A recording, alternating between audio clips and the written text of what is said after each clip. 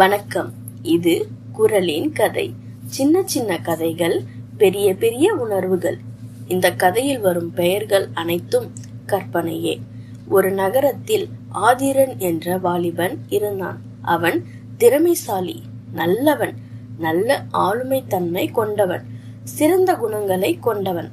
ஆனால் அவனுக்கு முன்கோபம் அதிகம். தன் முன் கோபத்தினால் அவனுக்கு நண்பர்கள், உறவினர்கள் மிகவும் குறைவு. அவன் நல்லவனாக இருந்தாலும் அவனை யாரும் மதிக்க மாட்டார்கள். ஒரு நாள் இரவு அவன் யோசித்தான், ஏன் தனக்கு நண்பர்கள் உறவினர்களும் இல்லை என்று. அப்பொழுதுதான் அவன் உணர்ந்தான், தன் முன்கோபம்தான் காரணம். முன்கோபம் தன்னை விலகி வைத்தது, ஆனால் அன்பு தன்னை ஒன்றிணைக்கும் என்று மனதுக்குள் கூறிக்கொண்டான். அப்போதே தன் வாழ்க்கையை மாற்றிக்கொண்டான்.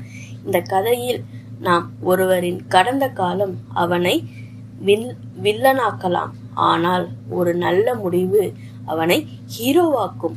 இந்த கதை உங்களுக்கு பிடித்திருந்தால் பகிருங்கள். குரலின் கதை சேனலை சப்ஸ்கிரைப் பண்ணுங்கள். மீண்டும் சந்திப்போம் குரலின் கதையில்.